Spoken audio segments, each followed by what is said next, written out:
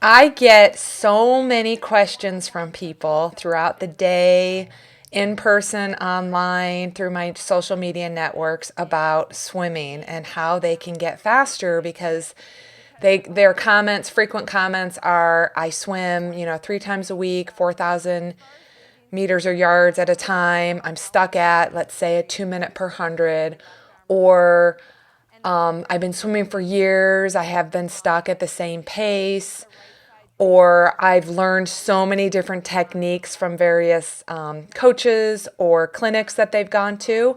So I just wanted to talk a little bit about today about my swim technique and how I go about teaching a swim lesson in person on deck, as well as the video assessment that I do when someone sends me their swim video. So, swimming is a technique strength sport. You must develop the proper technique. Once you have the technique, you have to condition your body, strength. And strength, when I'm talking strength, I'm talking about pulling the greatest amount of water with every arm stroke. And then you work on technique, strength, endurance, tempo, speed, and you put all those elements together and you will get faster. So let's just talk a little bit about technique. When I first see someone, whether it's on deck or in a video, I'm looking at breathing, body balance, rotation. There's 4 things that cause breathlessness. Number 1 is kicking too much, really kicking inefficiently. If you're trying to propel yourself through the water with your legs, definitely way bigger muscle groups of your legs than your arms, and you're going to use more oxygen. You're going to increase your breathing rate. Therefore, that could cause breathlessness. Number 2 is if your lower body sinks. A lot of people who come to me, it's because they're dragging their feet on the bottom of the pool. And so you're pulling more of your body weight, all that resistance, that's going to increase your heart rate, and that could cause breathlessness. Number 3 is if when you go and turn your head to the side to take an inhale, if you drop that arm, that's going to throw your balance off. That could pull you under, create some inefficiencies that could cause breathlessness. And number 4, probably the most common for a new swimmer learning to swim as an adult, is the timing of your exhale and inhale. So you want to make sure you're exhaling forcefully as you turn your head to the side to inhale. So once once we talk about breathing, whether you know how to breathe or not, I'm still going to go through it with you. I'm looking at body balance, kick, and rotation kind of go together. With my swim technique, I'm trying to teach you how to pull yourself across the water, not kick, and to use your pull, underwater pull, to drive your hip rotation. So the kick is just a light, gentle kick from the quad and the hip flexor. A lot of beginners may kick from the knee down, or they may have a slight scissor kick. So we try to correct that kick because that's going to provide you better balance. When it comes to balance, you want to make sure the weight of your body is on your sternum and you tilt your head. That's going to help bring your legs up. If you're still struggling with balance, even though your head's down and the weight of your body's on your sternum, you really need to look at your phase 2 of the stroke, which is hand entry. And I'm going to get to that in a second. I find that hand entry helps put your body in that forward position, helps bring your legs up a little bit better than thinking about trying to push the weight of your body on your chest and lowering your chin. So once we've established that breathing, body balance, kick, rotation is fine-tuned, it's something that I feel like the athlete is able to work on more by themselves. We go into the recovery part of the stroke, phase 1, and then phase 1 affects phase 2, which is the hand entry, and phase 2 affects phase 3, which is the underwater pull, composed of what's called a high elbow catch and a push. Everything we do, including the breathing, body balance, rotation, it's all trying to get your body in alignment to have a strong catch and pull, and that's the strength part of the stroke. So let's talk a little bit about recovery.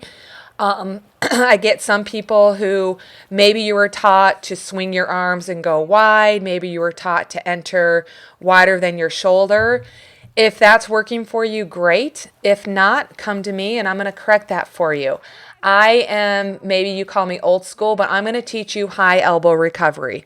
It takes a lot longer for your arm to come out wide and straight than it is to get your elbow up and bring your arm up very close to your body. So we start with the basic drills, thumb slide drill, fingertip drag drill. Both those drills are going to get your elbow up. And if you're balanced and on your hip, it's going to be a lot easier to slide your thumb up the side of your body or slide your fingertips across the water when you have that body rotation and balance. That's why we go through that first. So the fingertip drag drill and the thumb slide drill are going to work on high elbow recovery as well as hip rotation. And then we move on to phase 2, which is the hand entry, which I think is the most important component of the stroke because it sets you up for a high elbow catch and push.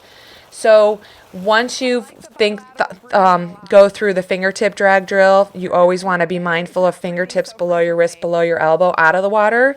And then as you enter, that sets you up for fingertips below the wrist, below the elbow, underwater, and that's going to set you up for a high elbow catch.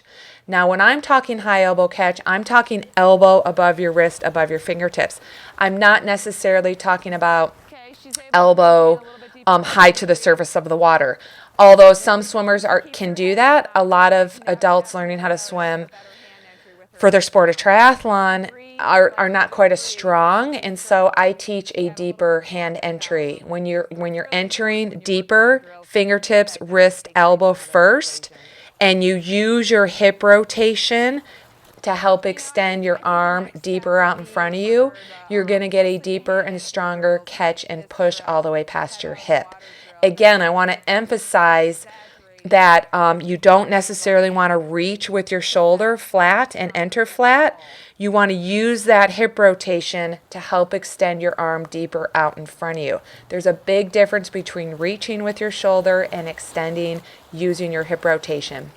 And like I said earlier, the underwater pull is driving that hip rotation. So as my right arm enters, my left arm pulled. As my left arm enters, my right arm pulled. It goes together. And that's an important concept to know. It's not something you necessarily want to think of right away. It's a little bit more, you got to get breathing, body balance, rotation, high elbow recovery, hand entry, and then you want to start thinking about what's going on with your left arm, right arm. Left arm pulls, that drives my right hip rotation. Right arm pulls, that drives my left hip rotation.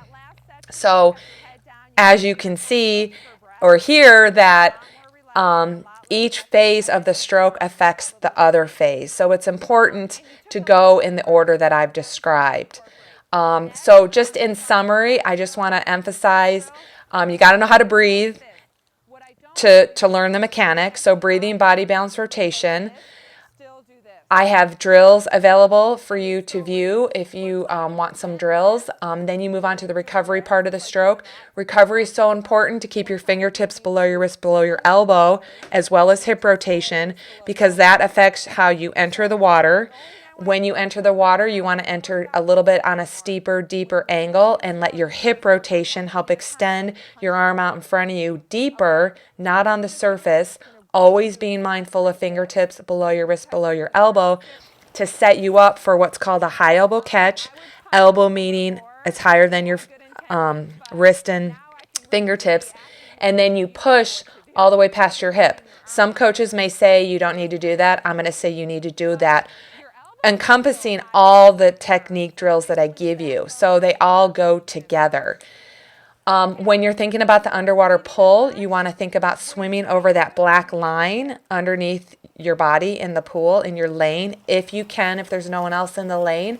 And you should be able to look down, not breathe at all, take the breathing out of the equation, and you should be able to watch your hands underneath your body pulling. And you should be able to watch your underwater pull drive your rotation forward, and when you're driving your rotation forward, you should see your arm extend in front of you. So that's really it. I think I really did a thorough job kind of piecing the elements of swimming together to help you improve, because I think swimming really is a great sport. I've been doing it since kindergarten all the way through college, and now as an adult triathlete. There's so many benefits to swimming. On that note, make it a great day.